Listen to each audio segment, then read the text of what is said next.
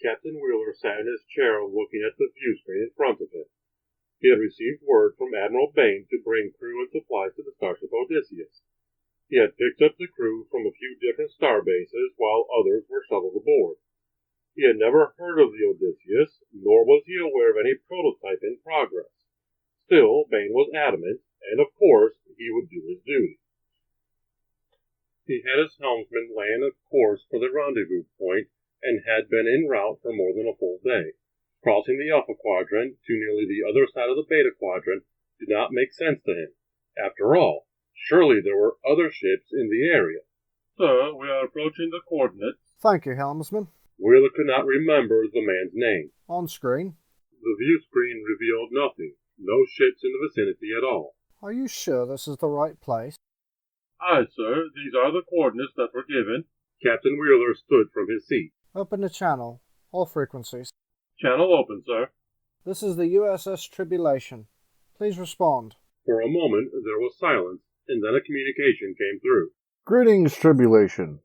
This is Lieutenant Commander Halderon Ziggler of the Starship Odysseus. Captain Weiler. We're not picking you up on sensors. What is your location? Coming up on your port side. Show me. Weiler said to the helmsman. What came on the screen was massive. So massive, in fact, that it engulfed the entire camera view and prevented him from telling which part of the ship he was actually looking at. Zoom out. It is. Weiler stared at the screen for a moment.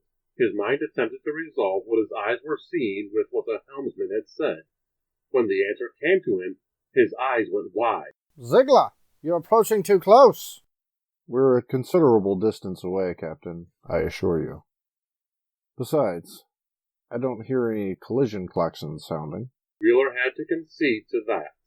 Usually, if they were coming in too closely to another object, they would be notified, loudly. If you don't mind, Captain, the docking port is coming up in just a moment. The helmsman confirmed what Ziggler had said. There it is, sir. You're clear to dock. Several moments later, Lieutenant Commander Ziggler met Captain Weiler just inside the airlock. Quite a vessel. How did you manage to get command of this thing? Long story. Hal said as he watched crew members come across the umbilical and pause in awe at the mere size of the ship as they disembarked the tribulation.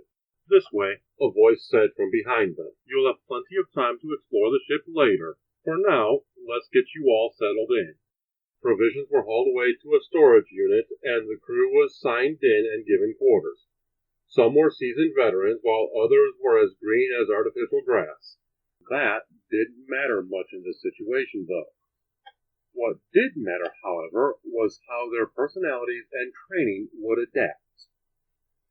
It took a few hours for the transfer to complete, during which time Ziggler regaled the story of the attack from the Borg, the arrival of the Odysseus, and their rescue. He told them about the airborne particles that had affected Crux and Murphy, and their transfer in stasis chambers.